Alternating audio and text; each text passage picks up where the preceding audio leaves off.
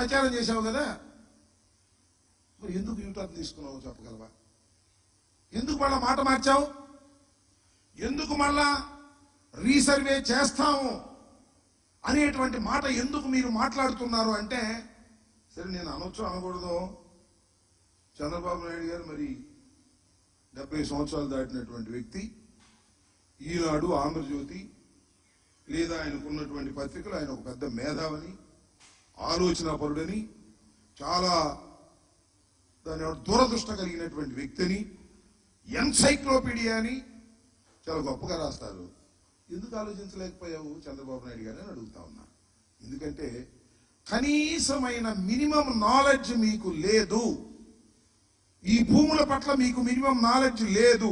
ఒకవేళ ఉంటే జగన్మోహన్ రెడ్డి గారి మీద కోపంతో అది అంతరించిపోయింది.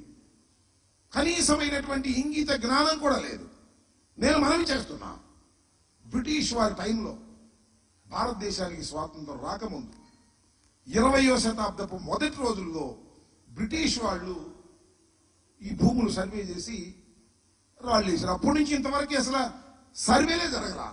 కానీ కేంద్ర ప్రభుత్వం నీతి ఆయోగ్ దాన్ని రీసర్వే చేసి భూముల్ని, ఎవరి భూములను వారికి రక్షణ కల్పించాలనేటువంటి ఉద్దేశంతో ఒక సమగ్రమైన చట్టాన్ని భారతదేశ వ్యాప్తంగా తీసుకొచ్చింది. దానిలో భాగమే ఈ రీసర్వేలు. మీకు ఒక విషయాన్ని ఇక్కడ మనవి చేస్తా. నాకు పెద్దలు చెప్పినటువంటి అంశం, చాలా సీనియర్ ఐఏఎస్ అధికారి చెప్పాడు నాకు. ఏమనంటే, ఇతర దేశాల్లో భూ వివాదాలు వెరీ మినిమం 3% మాత్రమే ఉంటాయి, మ్యాక్సిమం ఉంటే 3%. మన భారతదేశంలో ఎంత తెలుసా? 60 to 70% భూ వివాదాలు. కోర్టుల చుట్టూ తిరగటం. ఏదో సామెత చెప్తారు, కోర్టుకు వెళ్ళిన తర్వాత జడ్జిమెంట్ వచ్చిన తర్వాత గెలిచిన వాడు ఏడ్చాడంట, వాడిపోయినోడు ఏడ్చాడంట. ఈ భూమి 10 సెంట్లు తగాదా కోసం లోయర్ కోర్టు, జిల్లా కోర్టు, హైకోర్టు, సుప్రీంకోర్టు వెళ్ళి వెళ్ళి వెళ్ళి చెప్పులు అరిగి డబ్బులు అరిగి చివరికి భూమి ఖరీదయ్యేటటువంటి పరిస్థితులు ఏర్పడుతున్నటువంటి పరిస్థితులు భారతదేశంలో ఉన్నాయి.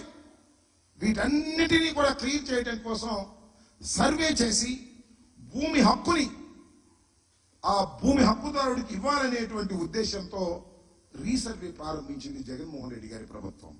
ఒక విప్లవాత్మకమైనటువంటి రీసర్వే.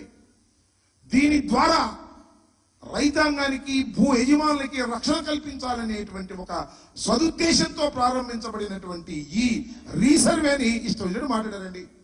తెలుగుదేశం వాళ్ళందరూ మాట్లాడారు, చంద్రబాబు నాయుడు గారు స్వయంగా మాట్లాడారు. మీరు చూశారు కదా, జలగన్న పథకం అంటే ఇది జగనన్న కాదు, మేము జగనన్న పథకం అని పెట్టాము, దాన్ని జలగన్న పథకం అని పెట్టారు. మరి ఆ జలగన్న పథకాన్ని మళ్ళీ నువ్వు ఎందుకు తీసుకొచ్చావా చంద్రబాబు నాయుడు గారు? నాకు చెప్పండి. ఒక మాట అన్నావు, నిన్ను కాదు మొన్న 17వ తారీఖున అన్నావు, ఈ సర్వే ప్రశ్న లేదు, ఎవరన్నా అడిగితే వాళ్ళకి చేస్తాం, ఇక ఆపేస్తాం, అసలు ఈ రాళ్ళు ఏం చేసుకోవాలో, మాకు నెత్తిని కొట్టుకోవాలో కింద కొట్టుకోవాలో అర్థం కావట్లేదు అన్నావు. మరి ఇప్పుడు ఏం చేస్తావని అడుగుతా ఉన్నా. మాట ఎందుకు తప్పారు నేను మనవి చేస్తున్నా. ఈ రీసర్వే కోసం ప్రభుత్వం సుమారుగా 14,630 మంది సర్వేయర్లు ఉపయోగించాం. 17,000 గ్రామాల్లో 2.26 కోట్ల వ్యవసాయ భూముల్ని సర్వే చేశాం. 13,371 గ్రామ కంటకాల్లో 85 లక్షల ప్రభుత్వ ప్రైవేటు భూములు, ఆస్తులు 110, పట్టణాల్లో 100, 40 లక్షల ప్రభుత్వ ప్రైవేటు ఆస్తులు, 10 లక్షల ప్లాట్లలో సమగ్ర సర్వే ఇప్పటివరకు పూర్తయింది. రిమైనింగ్ మేము చేస్తామని అంటున్నారు.